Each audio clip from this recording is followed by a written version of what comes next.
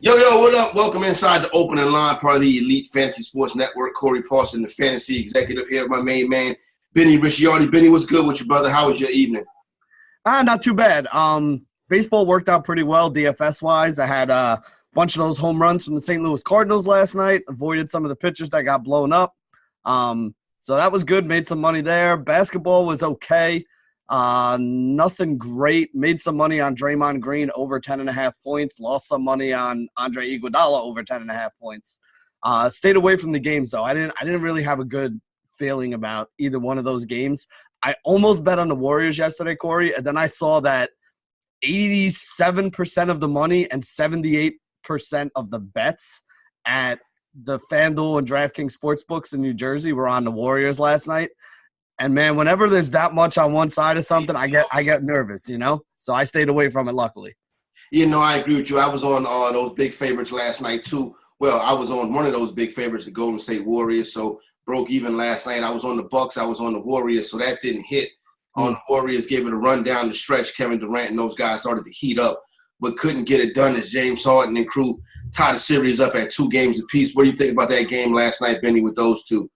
Oh man, it was awesome. I mean, honestly, this is one of the best series.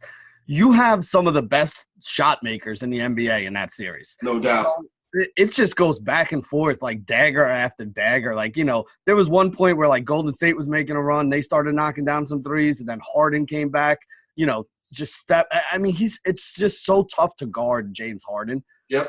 Because, I mean, like you got to respect his drive to the basket because of his handle and his strength, that if he gets shoulder to shoulder with you, he's going to go by you and get the layup because you're not knocking him off of the path. And when he gets shoulder to shoulder with everybody, when they start dropping to go try to cut him off, he just steps back, pulls up, and you know, last night he hit some big, tough shots. So, I mean, this is just a fun series to watch. Like, I want this series to go 7 games. To me, this is the championship. Yeah. The winner of this series goes on and wins the whole thing because, to me, these are the 2 best teams in the league right now. No doubt, I agree with you on that one. This is the series we thought we would get.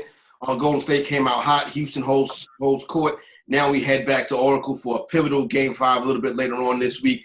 Interesting to see how this series will play out between these 2 giants in the Western Conference. And last night in the East, Benny,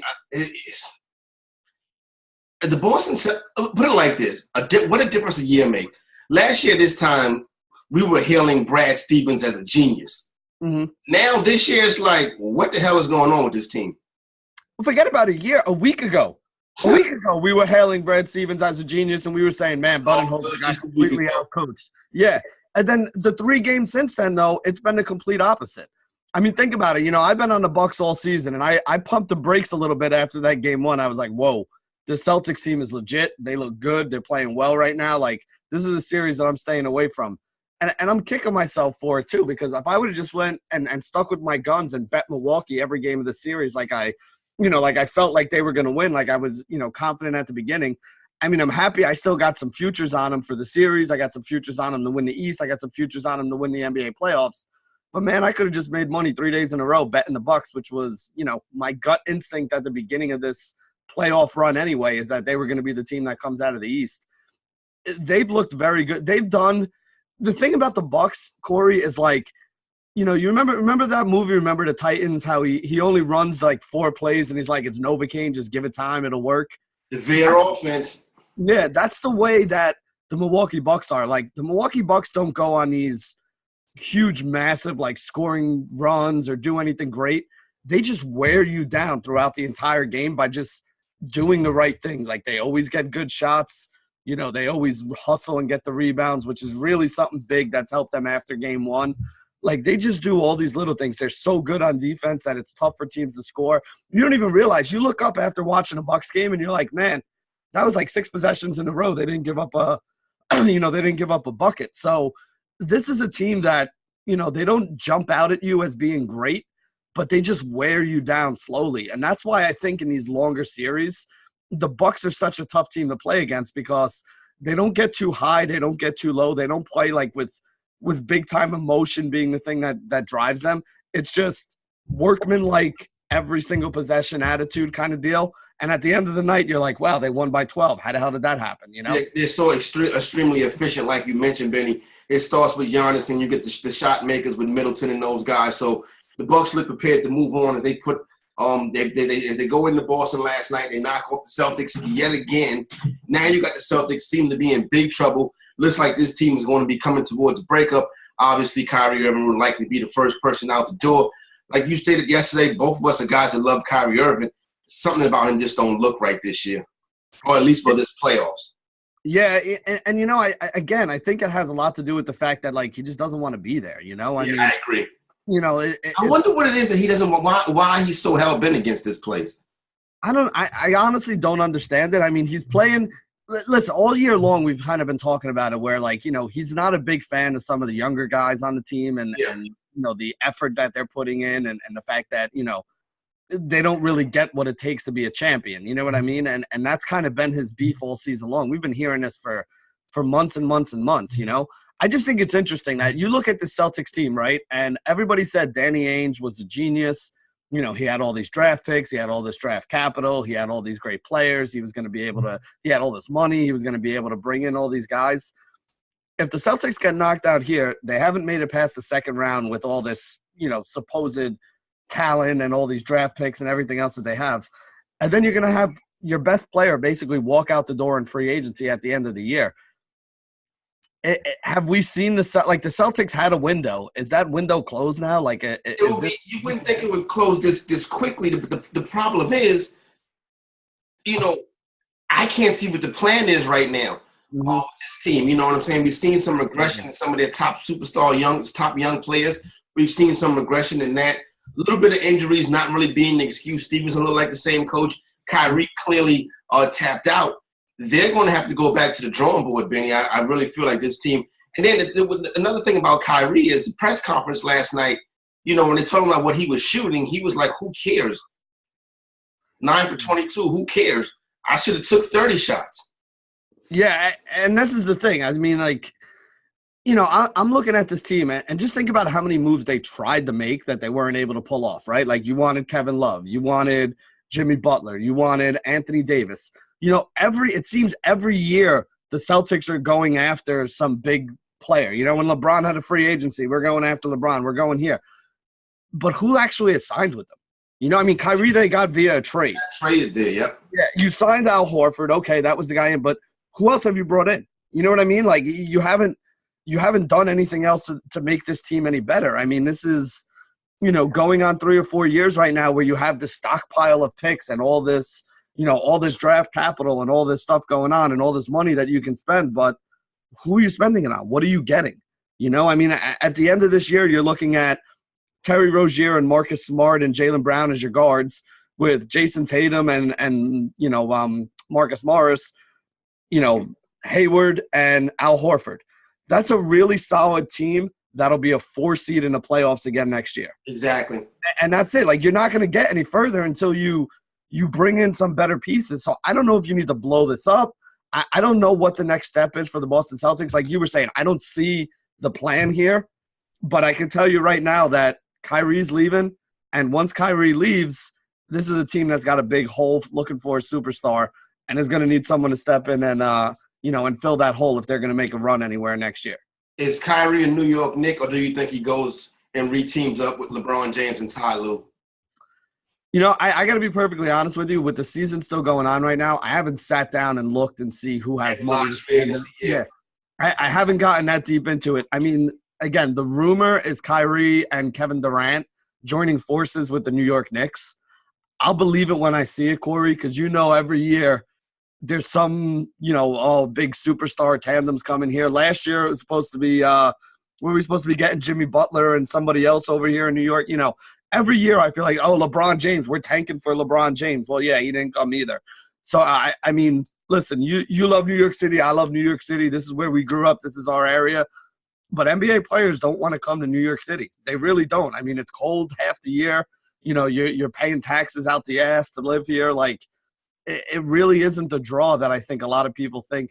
Again, you want to go to New York and play in New York City, or do you want to go in Miami, pay no income tax, no state income tax, and be in Miami? Because I know what my answer to that question is. And to me, it's pretty much a no-brainer. Yeah, even as a New Yorker, I would be honest if I didn't say, I'd be remiss if I didn't say a trip to Miami would not be bad right now. Probably even more than a trip to Miami wouldn't be bad right now. Rumors are all people are saying more or less.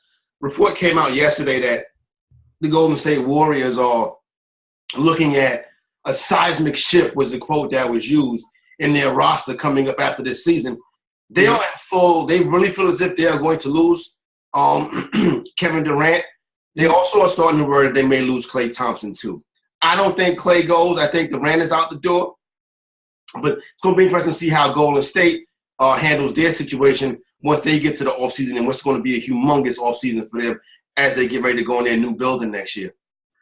I don't see any way in hell that Kevin Durant stays. Yeah. I really don't think there's a prayer in hell that Kevin Durant stays. Kevin Durant is going to go wherever Kevin Durant wants to go, and he's going to get whatever money he wants to get, and he's going to go play with the guys that he wants to go play with. He won his chip. He won his chip already. He's, it is what it is right here. So I don't think you're going to see Durant in a Golden State uniform next year, which is why I don't think Klay Thompson leaves, right? Because, basically – Klay stays too. He's a part of that core. Yeah, basically you there's only so much money to spend, right? And if you lose Durant, you're not going to bring in another big-time free agent to put in there. If you do, then Klay's out because you're not going to be able to afford them. Well, you have to – it would signal that they can get another one in there.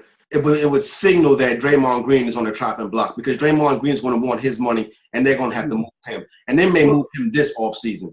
Well, that's what I'm saying. Is like you got to decide who you're keeping and who you're paying because you can't keep all these guys and you can't pay all these guys, right? So Durant is definitely walking. I see no way that Durant comes back and stays here. If you let Durant walk, though, and you don't bring anybody in, then you can re-sign Klay and Draymond and at least keep that core together. And that's really what it's going to come down to is whether or not they want to keep that core together. I mean, if they go make a run at like an Anthony Davis or something, if they're trying to go get another big star to bring in there, then that pretty much says that Draymond's going to be gone.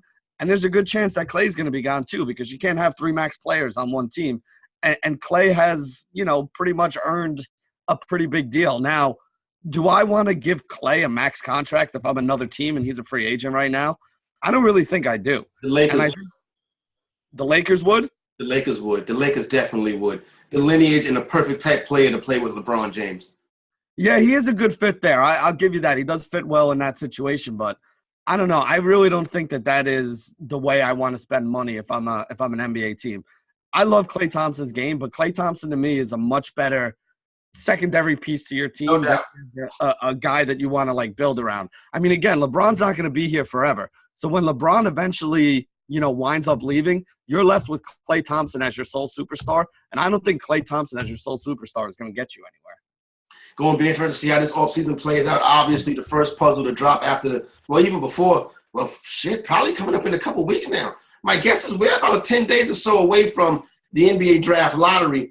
And I think that's where the offseason picture really starts to come together. Obviously, you have 2, maybe 3 big names sitting at the top of the draft board. And obviously with the New York Knicks, a team with money being in that mix, if the Knicks can draw the number 1 pick, it makes them very exciting because obviously the chance to play with Zion Williamson is going to be something that a lot of these guys are going to want. You know what kind of attention that's going to bring on next season, especially if you get them in MSG. But if they get the second pick too, now we're looking at a situation where, okay, Kyrie is like, well, they're not going to get Zion. They're going to get Morant. And do I want to go out there and compete with Morant?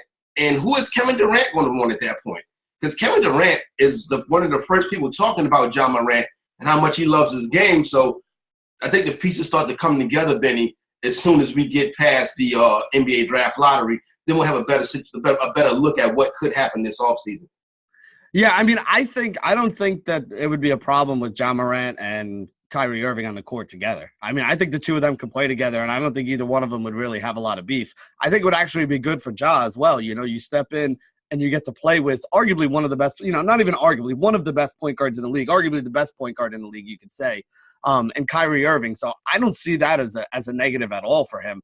I mean, those two guys can be on the court together because both of them can play off the ball as well as on the ball. True. Again, it might not be the ideal situation for either one of them, But still, I mean, the way I look at the NBA right now is like, it's all about talent, right? Like the teams that win are the teams that have talent.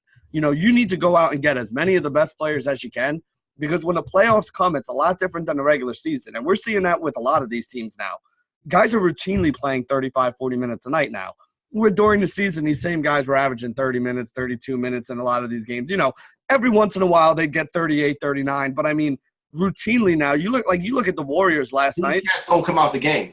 Yeah, you look at the Warriors, the Rockets last night, like James Harden, Chris Paul, Eric Gordon, Clint Capella are playing 35, 40 minutes a night. You look at the Warriors side, obviously Steph and KD and Draymond, but I mean, Klay Thompson, like even Andre Iguodala is playing 30, 35 minutes a night. So like when you get into the playoffs, it's about your stars.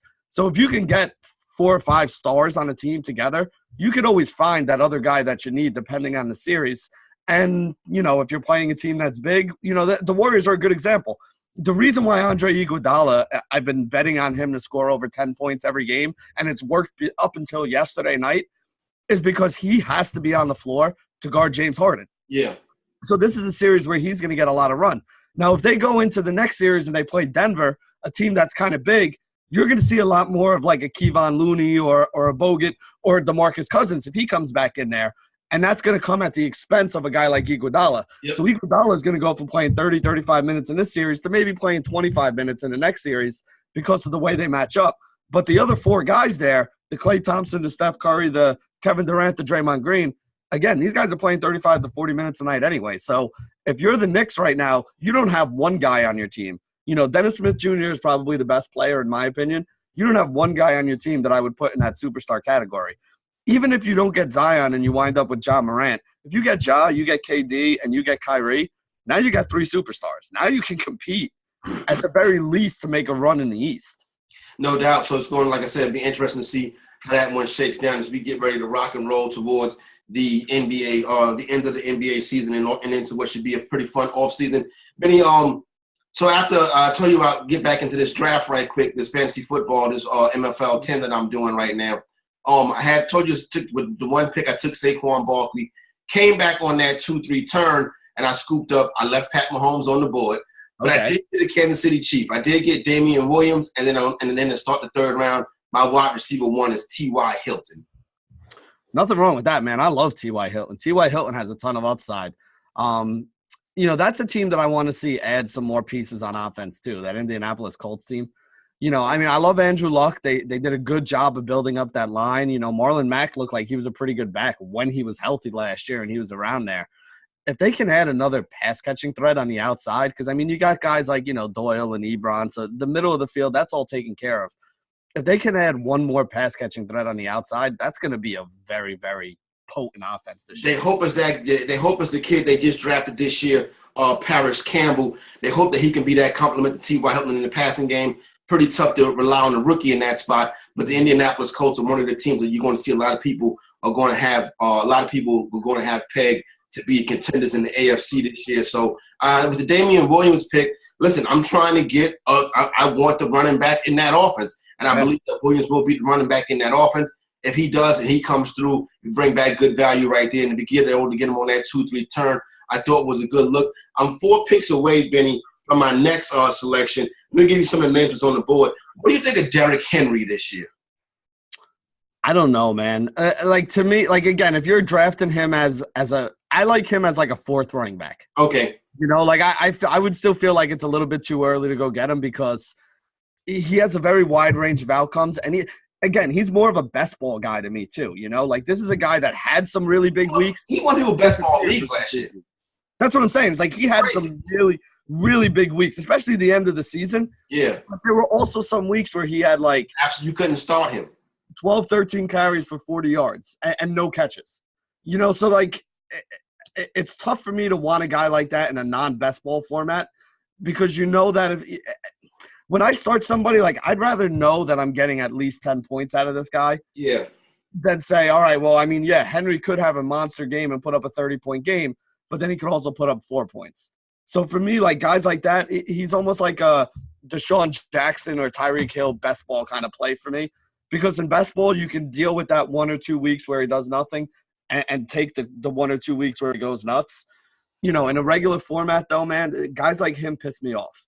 He's one of those guys that pisses me off when he's on my team. He's tough to rely on. You don't know what the offense is going to look like. Like you said, I don't even want him. If I have to flex him, I'm not comfortable with it. I think the fourth running back is exactly where you hit that one right there. So roster construction will take a big role in that. Kenny Golladay is coming up soon too. Kenny Golladay and Robert Woods. What do you think of those two wide receivers? See, I actually really like Kenny Golladay this year because, you got rid of Golden Tate, right? And the one thing about Golden Tate is he was kind of a target hog. So, there's going to be more passes that are going around. Listen, I like Kerryon Johnson. I know you were a big fan of him too. But it's not like they're going to give this guy 25 touches again next year. You know what I'm saying? So they're still going to throw the ball a lot. He's still got Matthew Stafford. This is still, a team that has a pretty good passing game. Golladay had some big games last year. Like, he proved that he was a big-time wide receiver. So Kenny Golladay, to me, is the guy that I take. Robert Wood, I don't mind him. My biggest problem with him is the same problem I've always had with him. You look at that team, there's just so many weapons on that team, which is good. It's a great offense. It's an offense that puts up a lot of points. But whenever there's so many weapons on a team, I don't want to reach for a guy that, again, he's going to have his 100-yard games with touchdowns, and he's also going to have those weeks where he only goes for like 50 yards because, Gurley ran 2 of them in and Cooper Kupp caught one in the end zone. And, there's just so many other options on those teams. In fantasy, I really like the situations where, that somebody has to get fed, right? Like, I love Juju Smith-Schuster this year because I know he's going to have to get fed with Antonio Brown gone. I like the Kenny Golladay situation because, you got Golladay, and I think Marvin Jones is still there too. So you got 2 of those guys, but you lost, Golden Tate. So you lose one of the guys that was taking a lot of those targets. It's situations like that I like more than, when you have situations like, a number 1 receiver and then you get another number 1 receiver because there's still only one ball to go around, No doubt. What do you think of DJ Moore in Carolina? Ooh, interesting. I don't know if I'd go 4th, 5th round on him yet, but he showed last year towards the end of the season that he's going to be a good receiver. I think a healthy Cam, if Cam is healthy, those shoulder injuries for quarterbacks are kind of scary. We saw Andrew Luck say he was healthy too, then he didn't play for 2 years. Yeah. I like DJ Moore. I think he's going to be pretty good. I don't know if I'd go this early for him, though. How early do you think you need to reach to get him? DJ Moore might be in the 5th round. Yeah? Yeah. Who else is I'd rather have Golladay than DJ Moore. Obviously, I agree with you on that one. Would you rather have DJ Moore or Jarvis Landry? Now, see, Landry is the situation that I'm talking about because now you're adding another number 1 wide receiver to that team. And when you do that, usually what happens in those situations is one guy remains around where he was and the other guy suffers. Now, I don't know if Landry's going to be the guy whose targets remain the same and Odell Beckham's going to suffer. I kind of feel like it'll be the opposite, where Beckham's still going to get his targets and him getting his targets is going to come at the expense of Jarvis Landry. So I'm going to lean Landry over DJ Moore here in a PPR setting because at least he's going to get targets thrown his way. But that's a really close one. Like, DJ Moore could wind up being the better player at the end of the year and definitely has a chance for more upside, I think. One of the things that's interesting, and Marshall Falk had put me onto this last year, us as fantasy owners was wondering why after Baker Mayfield, when Baker Mayfield took over the job, Jarvis Landry's numbers took a humongous dip. Well, Baker Mayfield being a shorter quarterback and Jarvis Landry being a shorter wide receiver, it's difficult for Baker Mayfield to find Jarvis Landry on the field. That's crazy, right? No, it makes perfect sense. When that's easily a good description. And we did notice that the targets went down with them last year. So, that's taking what you see with your eyes and actually qualifying it and quantifying it based on the numbers. So it's an interesting take. Tyler Boyd or DJ Moore? DJ Moore. Really? I'm not a huge fan of that Cincinnati passing game. I can't blame you on that. I'm banking in the obligatory. First of all, he took a step last year, Tyler Boyd. He did. But AJ Green is never going to play 16 games again in a season in his NFL career. All right. If that's the case, because part of the holdup that I have with it is, I think that the Carolina passing game is and will continue to be more explosive than the Cincinnati passing game. To me, Cincinnati would rather run the ball with Joe Mixon if they can, because I really don't think, you can say what you want about Andy Dalton. I don't think Andy Dalton sucks, but I don't think Andy Dalton is a good NFL, is a plus NFL quarterback. You know what I mean? Like, I think Andy Dalton's on his last. He's only under contract for one more year with that team. They drafted a quarterback this year also. I think this is Andy Dalton's swan song in Cincinnati. He'll be relegated to a backup for the rest of his NFL career. Yeah, I wouldn't doubt it. And because of that reason, I always want to bank on the wide receiver that's got the better quarterback. Mm-hmm. So for me, I would rather bank on Cam Newton throwing to my wide receivers than Andy Dalton throwing to my wide receivers. I can't say I knock your hustle on that one, Benny. One final one. Which Rams wide receiver would you rather have, Kupp or Woods? I'd rather have Woods. And again, no knock on Cooper Kupp. I love Cooper. I was one of his – I put him as the number one receiver in that class when he came out when I did the draft thing. I said this guy's going to have the biggest impact in the NFL because he can step right in right away and play out of the slot. So I love Cooper Kupp. I'm not knocking him. Definitely somebody that I'm going to have some shares of this year as well. But I think Robert Wood is a much better wide receiver. You know, people forget, man, if you take out those years in Buffalo where he had like just a revolving door of just crappy quarterback after crappy quarterback. Like the first – yeah, and injuries, right. You know, the first time you actually put a healthy Robert Wood alongside of a decent – I'm not even going to call Jared Goff a great quarterback, but an above-average quarterback, I'll say, especially in that system that they ran last year. Look at the numbers that he put up and the production he was able to have. So no doubt about it. And injuries will continue to be a factor. He hasn't suffered one in the past couple seasons now. We've seen the kind of numbers he put up. Speaking of one more wide receiver, Benny, before we move on, because you just rattled my memory just now, wide receiver that Robert Woods used to play for. Sammy Watkins is going for an absolute steal in these drafts. I'm talking about, Benny. I'm looking. I don't even see his name.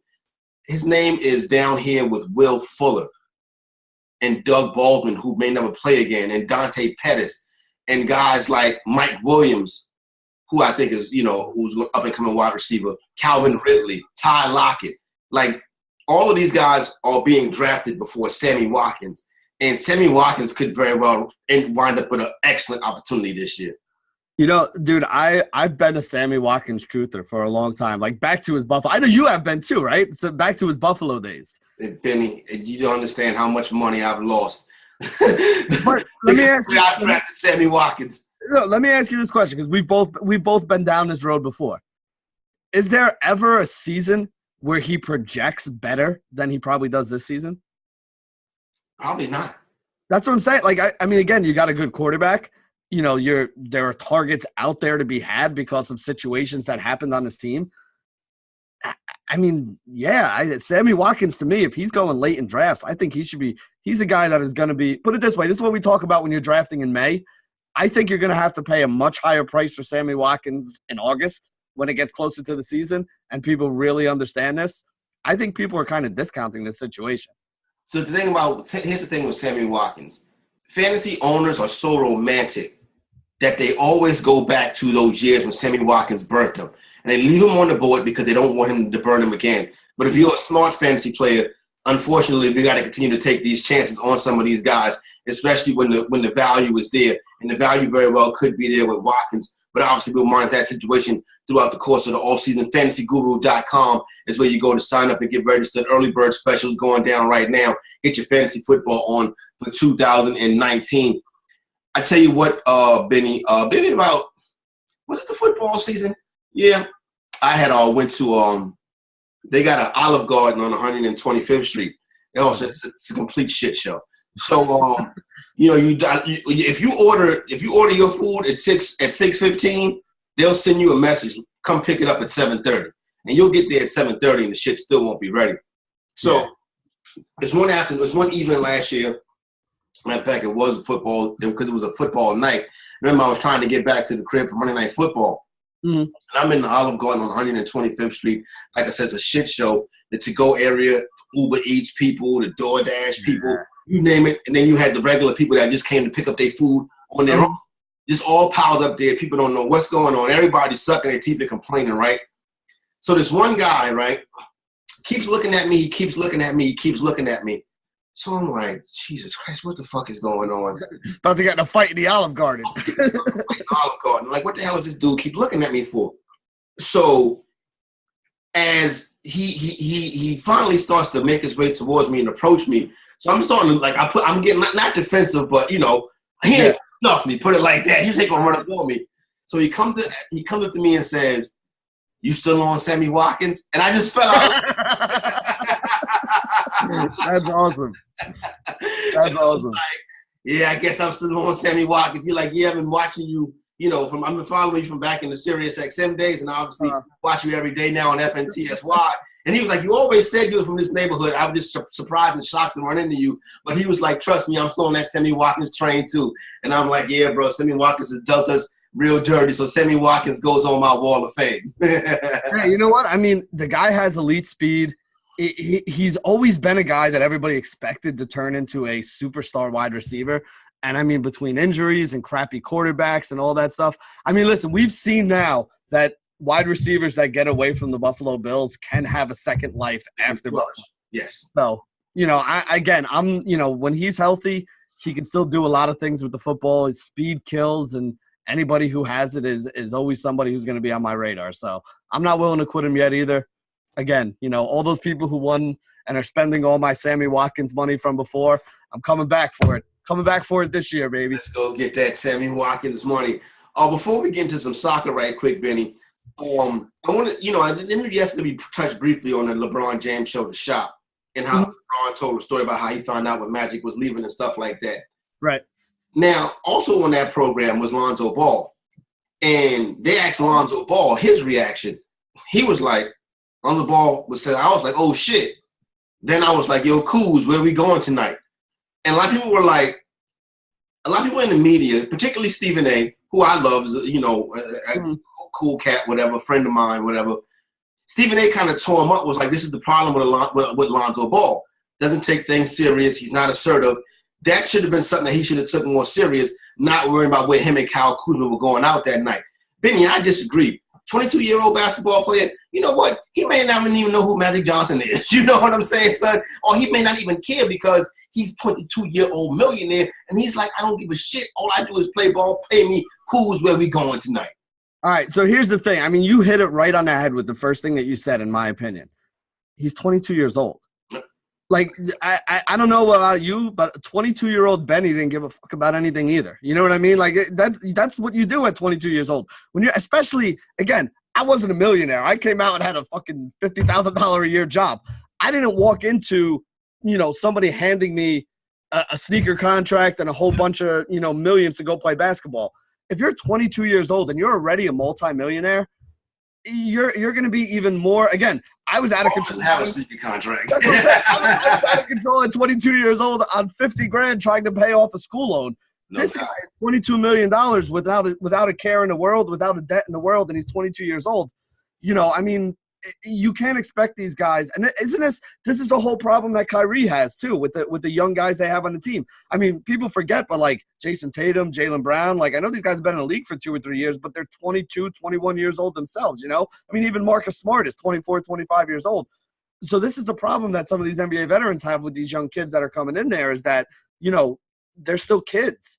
I mean, again, I don't think that I started making adult decisions until I was in my 30s, Corey. Forget about in my early 20s. In your early 20s, all you're worried about is chasing coups and, getting money and hanging out with your boys and getting drunk and partying. Like, that's what you do when you're in your early 20s. So you can't really knock these kids for not understanding the bigger picture because at 22 years old, you feel like you got, especially if you're a multimillionaire like that, you feel like you got the world by the balls and you can do whatever you want. And there'll be plenty of time for me to win championships and do this and do all that stuff. The 18 to 20-year-old kid who's laser focused on his NBA career, the Kobe Bryant, the LeBron James, these guys are the exceptions. They're not the rule. They're not the average person there. They're the once in a generation kind of guy. No doubt about it. So interesting take on that stuff right there. Lonzo Ball not really giving a shit. And if I'm Lonzo Ball, I'm like, well, Magic Johnson, you might only seen Magic Johnson on highlights. Magic Johnson is probably like Babe Ruth to Lonzo Ball. You know what I'm saying? So not a big deal on that one right there. Benny, what we got going on we got anything going on the pitch today? Yeah, there's a little bit of soccer action here. We're down to the semifinals of the UEFA Champions League, which is, basically there's a soccer league in like every country, right? So the top teams from each one of these leagues go and they play in like almost like a World Cup style, like round robin kind of tournament. And then the top teams there move on to like a World Cup style knockout tournament. So what they do is they play a home and away leg. So each team gets a home game in the series. This is the second leg of these games right now. So today's game is actually not a great one, to be honest with you. Liverpool is taking on Barcelona, right? Yeah. The problem is Barcelona won the first leg 3-0. So in order for Liverpool to advance, they would have to at least get a 3-0 win in this one, which is not going to happen. Or they would have to score even more. They would have to win like 4-0 or something like that in order to, to wind up winning this. So I really don't think that's going to wind up happening. I'm expecting the teams to play their best players, but I also think that there's a chance they could let some of these guys sit because really they also have other games going on in their country leagues and all that stuff. But, Corey, we're going to stick with the thing that's been making me money the entire time here in this knockout stage of the Champions. Right now. So there's this guy that plays for Barcelona. His name's Lionel Messi. I know you're not a huge soccer guy, but I know you've heard of this guy, right? I've heard of Lionel Messi, and I'm not a huge soccer guy. All right, so here's the deal. Very simple situation. Soccer's a game where there's only a couple goals a game, right? And the guys that score them tend to be the best players because a guy like Messi will take the free kicks, he'll take the penalty kicks, and just in the average flow of the game, the ball's always coming to his feet. So I always wind up betting, especially with a team like this that has such a superstar on it, I always wind up betting Messi for first goal and then Messi to score a goal in the game. He's plus 116 to score a goal in the game. He's plus 380 or something to score. Look at it right now. He's plus 370 on FanDuel to score a goal in the game. It was that first goal? That's not a goal in the game. Plus 370 to score the first goal. Yeah, I was going to say, because if he's plus 370 to score a goal in a game, I'm about to go take the mortgage money we're about to spend on this house. and worry about it later. But I think he's going to score one way or another. And he's like plus 115, plus 120 to score. So if you bet 100 on him to score a goal in the game and he does score a goal, you win $116 or so. So I'm going to make a $100 bet on him to be the first guy to score a goal and a $100 bet on him to score a goal in the game. So if he scores that first goal, I win $375 plus 116. So I'll be up $500. If he doesn't score the first goal, but he scores during the game, I make like $20 or so. I get my money back with like a 7-8% profit. So a little bit of money on top of it. The guy's a machine. He just goes out and scores goals. It's what he does. So to me, that's the way I'm going to play it. I'm not going to mess with trying to predict the final score or anything like that of this game. I don't want to take Barcelona today because they're already up 3-0 in this series. So they really don't need to win today. Like, they don't have to go out and try to score goals.